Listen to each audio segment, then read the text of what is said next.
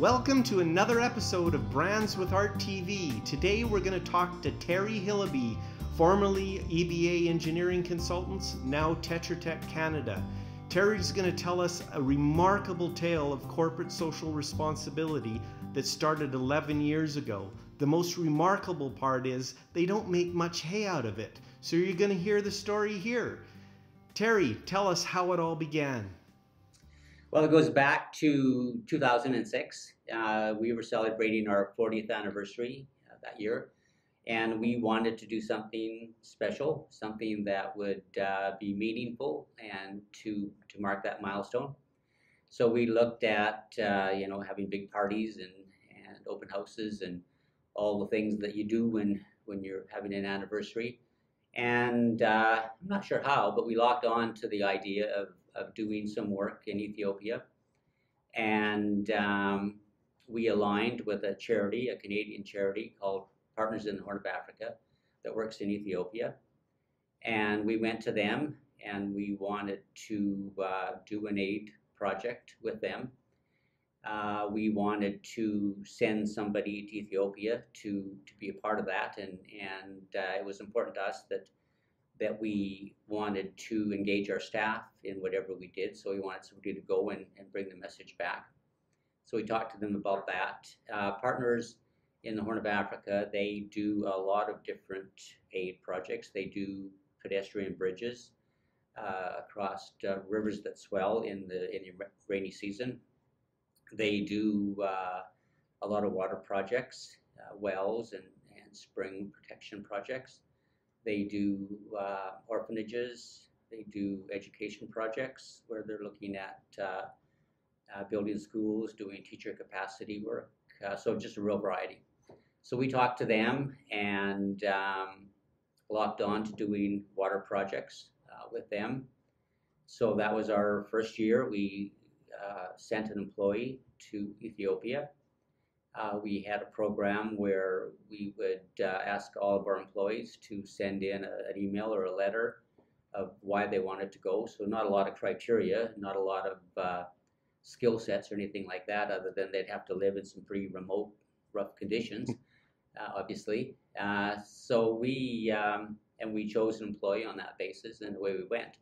That employee came back with that experience, with all those feelings of what that was like, and went to all of our Christmas parties that year and had tons of photos and shared that with all of our staff. So that was really the beginning, and that just grew.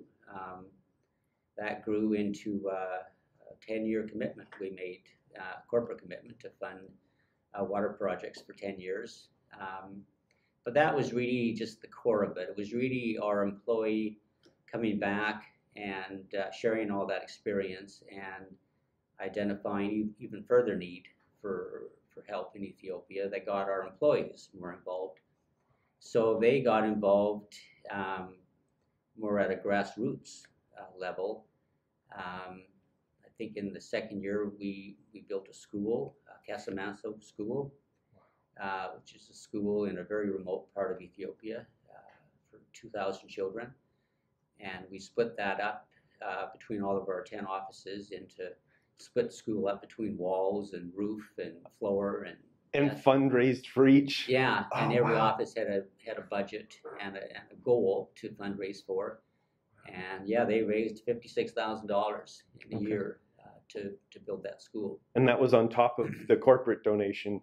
Yeah, our corporate donation was $50,000 a year for 10 years. Okay. And that was just for water wells. So we'd go over and just do water projects. Okay.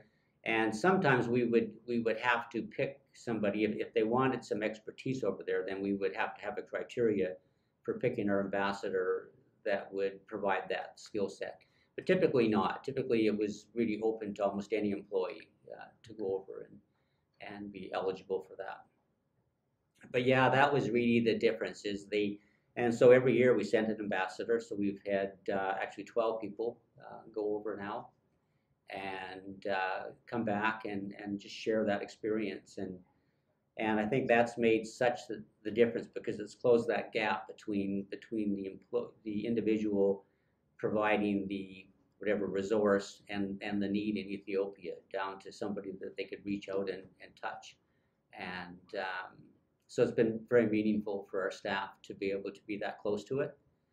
So that just grew. Then we've done, our employees have done reforestation projects that they've worked on and funded.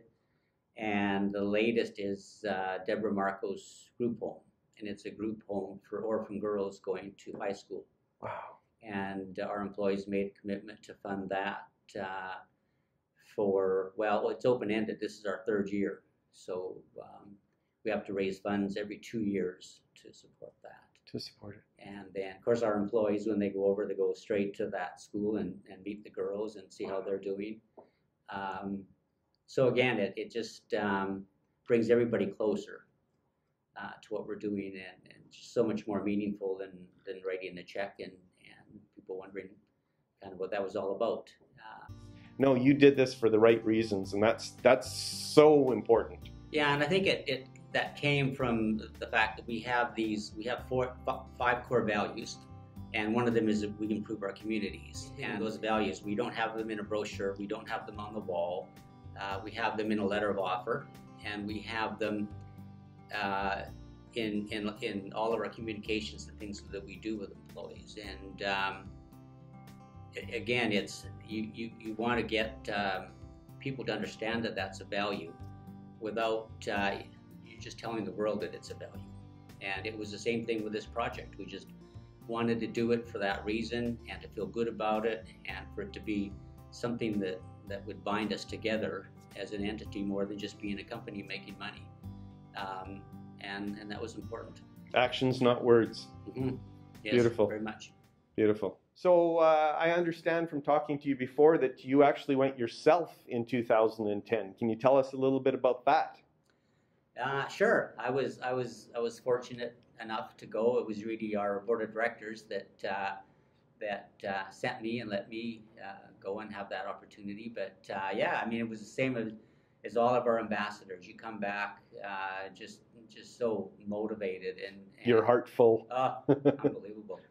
And you know, it's really remote areas. You drive out of Addis for a day on roads, and then you're on trails, and then there's no roads, and you drive into an area that, you know, there's no infrastructure, there's no roads, there's no electricity, there's no water. It's the way it was for thousands of years. But they're just happy people. You know, they're poor as poor, but the kids come running up to you, and they're excited and they're smiling, and it's heartfelt to see that people that are that materially poor are still very happy.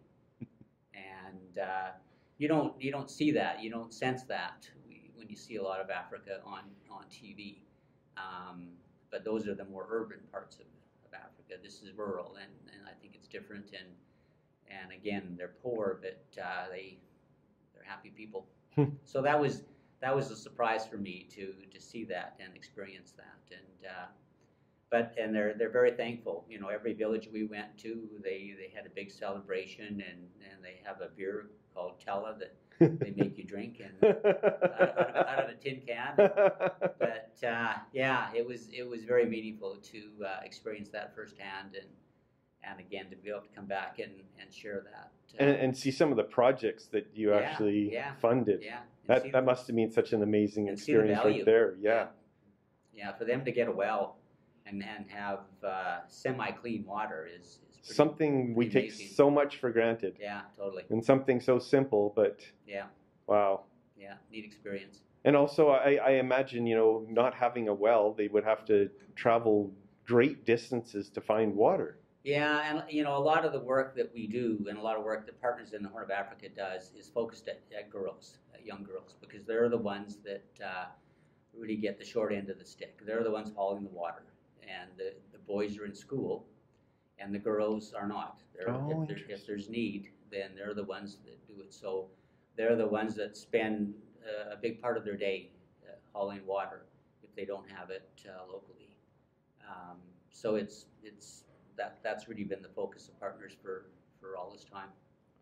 Beautiful, beautiful. And I mean, you empower a girl, you empower an entire generation, Yeah, right? yeah, yeah, yeah. So it's whether it's that or whether it's the group homes, the focus where it can be is on the girls and trying to make a difference there. Right. Again, thank you so much. You're welcome.